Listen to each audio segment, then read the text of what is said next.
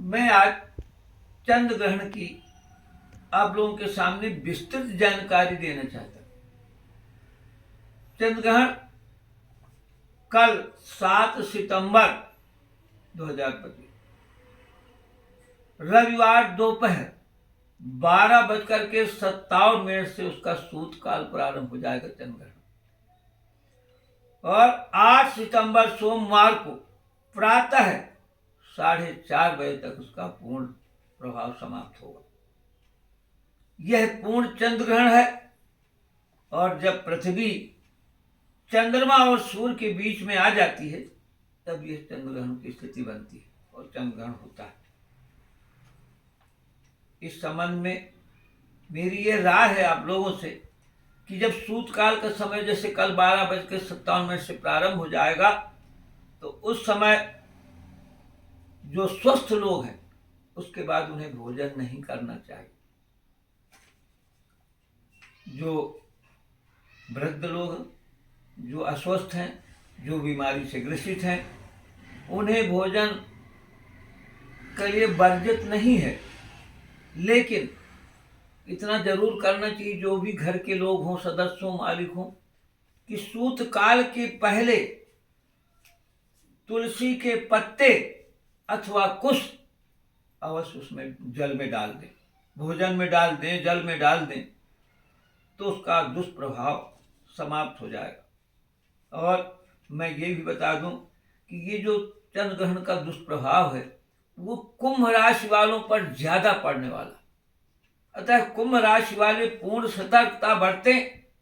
खान पान में, विचारों में, कार्यों में, और यहाँ तक कि पूजा पाठ में प्रभु का स्मरण करने में ज्यादा ध्यान दें। विशेष रूप से जो गर्भवती महिलाएं हैं उनको भी विशेष अपने आप में ध्यान देने की आवश्यकता है। उनके ऊपर प्रभाव पड़ सकता है, अतः वो भी इन चीज़ों पर ध्यान दें कि सतर्कता बरतें और अधिक से अधिक समय पर भोजन उस समय सूतकाल के समय में न करें, और यहाँ तक कि सूतकाल के समय से लेकर के उस बीच में किसी प्रकार की सब्जी भी चाकू से ना काटें,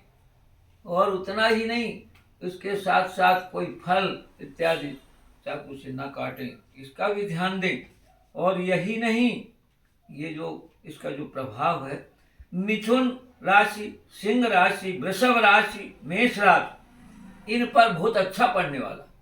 इनके जो कोई काम है, पता लगे कोई जो बना बिगड़ा पड़ा था, जो बहुत दिनों से पेंडिंग में था, वो काम पूर्ण भी हो सकता है, और भी कई उनके अचानक आकस्मिक लाभ हो सकते हैं इन राशियों।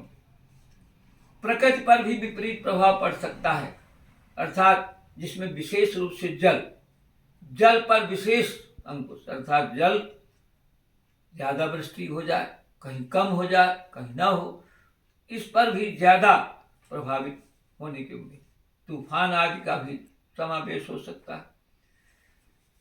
ऐसे अगर बचना है इनके प्रभाव से, चंद्र ग्रहण के जो कुप्रभाव है, दुष्प्रभाव है, उनसे अगर बचना है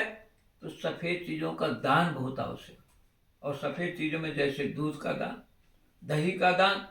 सफेद वस्त्र का दान, सफेद चांदी, इस सफेद चीजों का दान से एक काफी दुष्प्रभाव इनके समाप्त हो जाते हैं। और अगर दुष्प्रभाव से बचना है तो माला जाप भी किया जा सकता है, भजन कीर्तन की जा सकती है,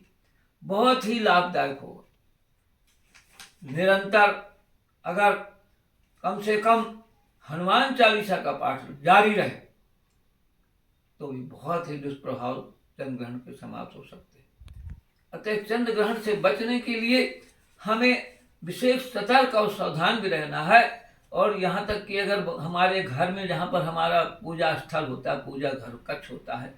वहाँ पर भी हमें सूतकाल के बाद से वहाँ नहीं जाना चाहिए, उसके पट बंद कर देना चाहिए, और शाम की पूजा न करते हुए दूसरे दिन प्रातः काल उनका अच्छी प्रकार से स्नान कराने के, भगवान को स्नान कराने के बाद ही पूजा पाठ करें और स्वयं फिर आगे की कार्रवाई करें।